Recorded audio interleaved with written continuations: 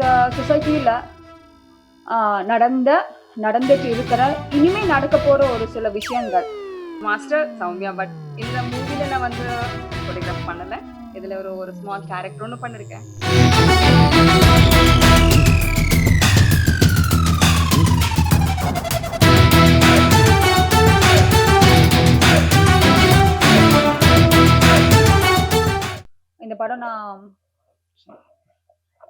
இந்த படம் நான் ப்ரொடியூஸ் பண்ணியிருக்கேன். இந்த படம் பார்த்தீங்கன்னா சஸ்பென்ஸ் த்ரில்லர் லைக் பண்ற எல்லாருக்குமே ரொம்ப பிடிக்கும். இந்த படத்துல நிறைய ட்விஸ்ட், நிறைய இன்ட்ரெஸ்டிங் சீன்ஸ், நிறைய கியூட் ட்விஸ்ட் எல்லாம் இருக்கு. அது மட்டும் இல்லாம இந்த சொசைட்டில நடந்துட்டு இருக்கிற இனிமே நடக்க போற ஒரு சில விஷயங்கள், அது வேற மாதிரி நடந்தா எப்படி இருக்கும், அந்த மாதிரி ஒரு சில விஷயங்கள்லாம் நாங்க இந்த படத்துல பதிவு செஞ்சிருக்கோம். ஐ திங்க் இது தமிழ் சினிமாக்கு கண்டிப்பா ஒரு புது படைப்பா தான் இருக்கும். கண்டிப்பா எல்லாரும் நீங்க பாருங்க, ரியலைஸ் பண்ணுவீங்க. அப்புறம் I would like to thank my team. எல்லாருமே ரொம்ப ஹார்ட் ஒர்க் பண்ணாங்க டிஃபிகல்ட் டைம்ஸ்ல. எல்லாரும் ரொம்ப கோஆர்டினேட் பண்ணாங்க. So it's very big thing. யாருமே எதுவுமே சொல்லாம கஷ்டப்படாம whatever we asked they did. It was so nice of them. And thanks for the media, the guests and all the respected people to come here. Thank you so much. Master Sowmya but இந்த மூவில நான் வந்து choreograph பண்ணல. இதுல ஒரு small character ஒன்று பண்ணிருக்கேன். அந்த கேரக்டர் கொடுத்த Athuvan sir and Bhuvan sir director சாருக்கு என்னோட நன்றி சொல்லிக்கிறேன். பின்ன இந்த பாய் மூவி கண்டிப்பா வெற்றி வரணும். அதுக்காக நான் ப்ரே பண்ணிக்கிறேன். And once again thank you so much. மேடையில் இருக்கும் அனைத்து பெரியவர்களுக்கும், பத்திரிகை நண்பர்களுக்கும், என் உயிருக்கு நிகரான தமிழ் மக்களுக்கும் நன்றி கலந்த வணக்கத்தை தெரிவிச்சுக்கிறேன். பாய் அதான் அப்படின்னு சொல்லலாம், அப்படின்னு சொல்லிக்கலாம்.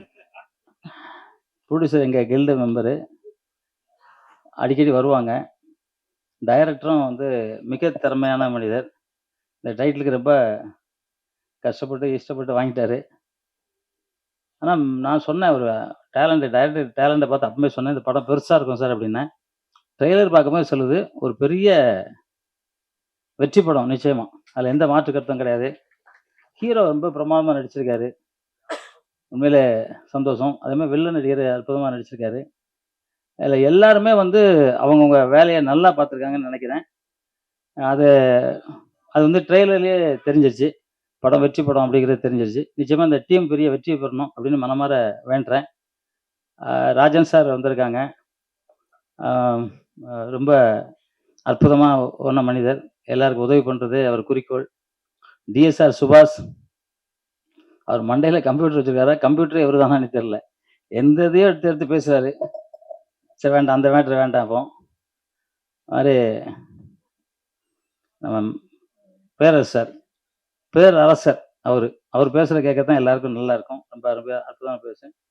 ஜீவா சார் உண்மையிலே பெரிய மனம் படைத்தவர் ஜீவா. எல்லாரும் வந்திருக்கீங்க, ரொம்ப வாழ்த்துக்கள். இந்த படம் மிகப்பெரிய வெற்றி படம் அடையணும்.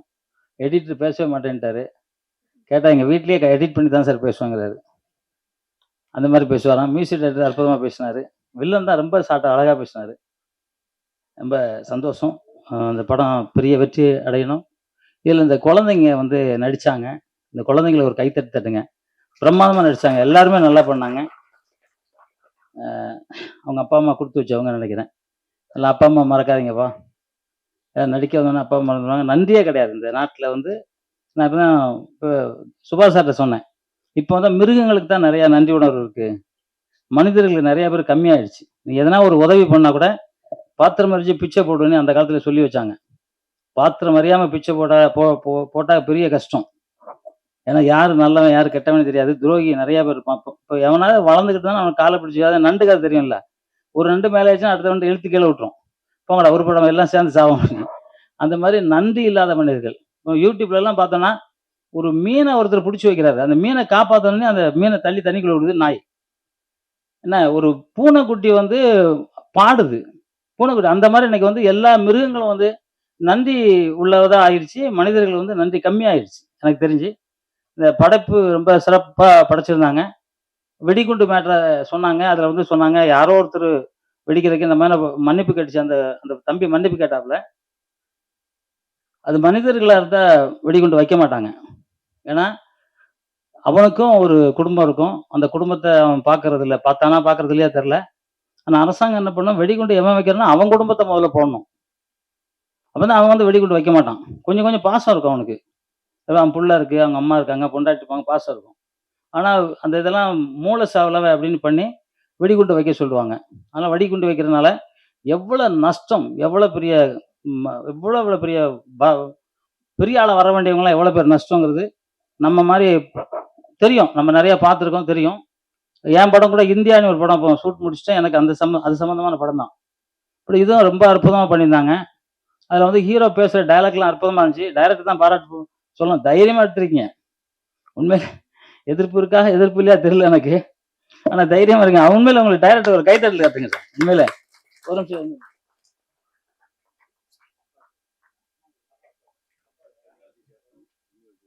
அவர் உண்மையிலே டைரக்டரோட அப்பா வந்திருக்காங்களாம். சார் பாராட்டுதல் சார் எங்கே இருந்தாலும் உங்களுக்கு. ஏன்னா உண்மையிலே ஒரு திறமையான ஒரு டைரக்டரு. அவரை கொடுத்துருக்கீங்க தமிழ் சினிமாவுக்கு. நிச்சயமாக நான் சொல்லிக்கிட்டே இருப்பேன் அவர்கிட்ட. நான் இந்த இடத்துல சொல்ல, ஆஃபீஸ்லேயே சொல்லுவேன். அவர் பேசும்போது, அவர் பார்க்கும்போது ஒரு எல்லாமே எனக்கு தெரியும். அதனால இந்த படம் பார்க்கும்போது நான் நினைச்சேன், நிச்சயமா பெரிய வெற்றி படங்கிறதுல எந்த மாற்று கருத்தும் கிடையாது. ஹீரோ அடிக்கடி வருவார். அவர் ஹீரோ வந்து அதை வந்து என்ன சொல்றது, அவ்வளோ அற்புதமா ஒரு நடிகர். உடம்பு அப்புறமா பாதுகாப்பாக வச்சிருக்காரு. சார் இப்படியே வச்சுக்கணும், இதே மாதிரி வச்சுக்கணும். ஏன்னா புரட்சி தலைவர் எம்ஜிஆர் அவர்கள பாடி எப்படி வச்சிருந்தாரு, அது அவர் இறக்குற வரைக்கும் உடம்பு அப்படிதான் வச்சிருந்தார். உடம்பு நல்லா வச்சிருக்காரு சார். அவரு இலைக்குன்னா என்ன மாதிரியா, என்னோட சினிமாவா சார்? என்னையே இழைச்சிட்டாங்கிறாங்க. வயசு 72 தான் சார். அதுக்கு என்ன பண்றது, நான் ஒழுக்கமா இருக்கேன். சினிமாவில் இருக்கேன். இன்னைக்கு வரைக்கும் டீ சாப்பிடல, வெத்தலை பாக்கு போட மாட்டேன், தண்ணி அடிக்க மாட்டேன். என்ன சார், நான் இருப்பேன் 200 வயசு வரைக்கும். எல்லாம் சொன்னாங்க அதெல்லாம் முடியாதுன்னு. இப்போ ஒரு பாட்டி பார்த்தேன் 400 வயசுல இருக்கு சைனாவில். உண்மைதான். ஏன் நம்ம சராசரி 120, எல்லாருக்கும் மனுஷன் உயிர் வந்து 120 கடவுள் படைச்சது. 500 வருஷம் எப்படிங்க இருக்கு? ஒருத்தன் என்ன கூட போட்டான், ஒரு 500 வருஷம், நான் என்ன 200 வருஷம் வாழ்வாருன்னு. உன் பரம்பரையே போயிருக்கோண்டா, நான் இருப்பேன் இப்போ. ஏன்னா மூச்சு காற்றை எங்க நிறுத்தணும், மூச்சு காற்றை எவன் ஜாஸ்தி விடுறானோ அவன் போயிடுவான். அவ்வளவுதான். அதை எங்க உள்ள நிறுத்தணுங்கிறத தெரிஞ்சுக்கிட்டவன் பழச்சிக்குவான். அவ்வளவுதான். சித்தர் வழிபாடு. சித்தர்கள் நிறைய பேர் இறந்துட்டாங்கன்னா உள்ள சமாதி. இப்போ கூட பழனி பக்கத்துல ஒருத்தர் ஒரு 100 வருஷத்துக்கு அப்புறம் எடுத்தாங்க, உயிரோட இருந்தாரு. நிறைய யூடியூப்ல எல்லாம் பார்த்துருப்பீங்க. அதனால அதெல்லாம் வந்து இருக்கலாம், நம்ம இருக்கணும்னு நினைச்சா இருக்கலாம், வேண்டாம்னா போயிடலாம். ஏன்னா இப்ப இருக்கிறத பார்த்தா என்னடாத வாழ்க்கை அப்படிலாம் ஆயிடும். ஏன்னா நிறைய துரோகிகளா இருப்பாங்க, எங்க பார்த்தாலும் துரோகிகள். திரும்ப அந்த பக்கம் ஒருத்தர் கத்தி வச்சிருப்பான், அப்படி அநேகமா.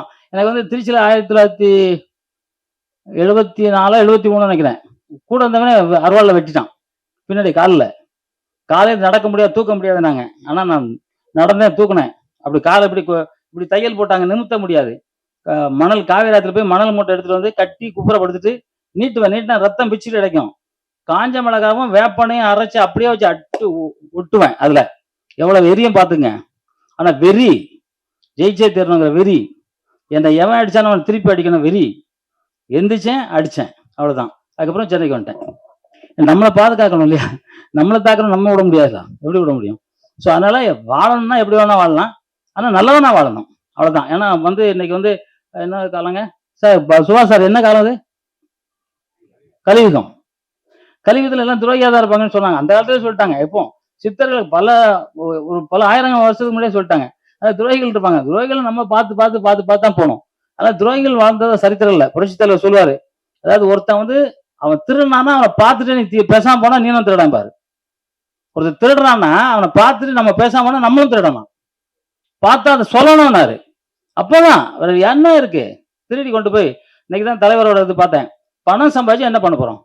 சாப்பாடு வேணும், ஒரு தங்கறதுக்கு இடம் வேணும், வேற என்ன வேணும்? குருவிகள்லாம் என்ன அதோ வீடு கட்டி சம்பாதிச்சுட்டு இருக்கா? கரெக்டா இல்ல. அது உங்க ஆமை என்ன இருக்கு, 500 வருஷம் வாழ்ந்துட்டு இருக்கு. அதனால எல்லாரும் நல்லா வாழணுங்கிறது தான் என்னோட எண்ணம். பாய், இந்த படம் திருப்பி சொல்லுங்க. ஏன்னா நான் வேற மாதிரி சொல்லிருப்பேன். நான் ஸ்கூல் போகல நான். அதனால இந்த படம் எல்லா இதையும் தவிடு பொடியாக்கி வெற்றி வாகை கூடிய சீக்கிரமாக நிச்சயமா இந்த படம் வெல்லும் அப்படிங்கிறதுல எந்தவித மாற்று கருத்தும் இல்லைங்கிறத என் மனமாற சொல்றேன். படம் ஜெயிக்கும். இந்த படம் இந்த டீம் அப்படியே வெற்றி பெற, தொடர்ந்து வெற்றி பெற மனமார்ந்த வாழ்த்துக்களை தெரிவிச்சுக்கிட்டு, எப்பவுமே சொல்ற மாதிரி அம்மா அப்பாவை மதிங்க. உலகத்துல தாய்க்கு மிஞ்சி ஒரு தெய்வமே கிடையாது. அந்த தெய்வத்தை எவன் மதிக்கலையோ அவன் வாழ்ந்ததா சரித்திரமும் கிடையாது. அதுக்காக தந்தை மட்டமான நாள் நினைச்சுக்காதீங்க. தந்தை இல்லாம உலகமே கிடையாது. தந்தை கடவுளுக்கு இன்னும் கொஞ்சம் மேல போகணும்னு சொல்லலாம். கடவுளா கொஞ்சம் அப்படி இப்படி பார்ப்பாரு. ஆனா ராஜா அண்ணன் காதை பொறுத்தது தமிழ்நாடு ஃபுல்லா தெரிஞ்சு போச்சு. பேசும்போது ராஜா அண்ணன் மட்டும் காதை பொத்துவாரு. ஆனா பேரரசு அப்படியே கேட்டுக்கிட்டு இருப்பாரு அப்படின்னு சொல்லுவாங்க. ராஜா அண்ணன் கத்துறாரு, வச்சு ஒத்துறாரு, கத்துல. ஆனா அவர் மேடையில கத்துறதே நான் பார்த்திருக்கேன். ஏன்னா எனக்கு வெறி, என் உயிர் தமிழ். அந்த தமிழை எவனும் அடிச்சான் தொட்டானா எனக்கு கோவம். அந்த வெறி, ஏன்னா நான் பாதிக்கப்பட்டிருக்கேன். தமிழ்லன்னா அடிச்சிருக்கானுங்க, தமிழ்னா சும்மானா போலீஸை கம்ப்ளைண்ட் போட்டு உள்ள போட்டிருக்காங்க. எல்லாம் எனக்கு தெரியும், பாதிச்சிருக்கேன். அதனால அந்த பாதிப்பு என் நாட்டுல எவன் வேணாலும் பொழைச்சிக்கிறாங்கிறதுலாம் கிடையாது. என் நாட்டுல தமிழன் பொழைக்கணும், அவ்வளவுதான். அதுல எந்த மாற்று கருத்தே கிடையாது. என் வீட்டுல என் தமிழன், என் நாட்டுல என் தமிழன் பொழைக்கிறதுல எவனுக்கு எவன் சொன்னாலும் சரி, அதை பற்றி எனக்கு ஐ டோன்ட் கேர். தமிழன் நல்லா இருக்கணும், எல்லாரும் நல்லா இருக்க கூடாதுன்னு சொல்ல மாட்டேன். தமிழன் நல்லா இருக்கணும் அங்கிறது என்னோட வெறி, ஆசை, லட்சியம். அதுல யாரும் எந்த இடத்துலயும் நம்மளை சொல்ல முடியாது. ஏன்னா நான் எல்லா நாட்டுக்கும் போயிருக்கேன். எல்லா நாட்டிலயும் மாடு அம்மா மட்டும் தான் கூப்பிடுது. ஒரு நாட்டிலயும் இங்கிலீஷோ ஹிந்தி எந்த லாங்குவேஜ்லயும் பாடல. ஆனா அந்த தமிழ் வாழ்க, தமிழ் வெல்க, தமிழன் வென்றே தீர்வான். நன்றி, ஜெய்ஹிந்த்.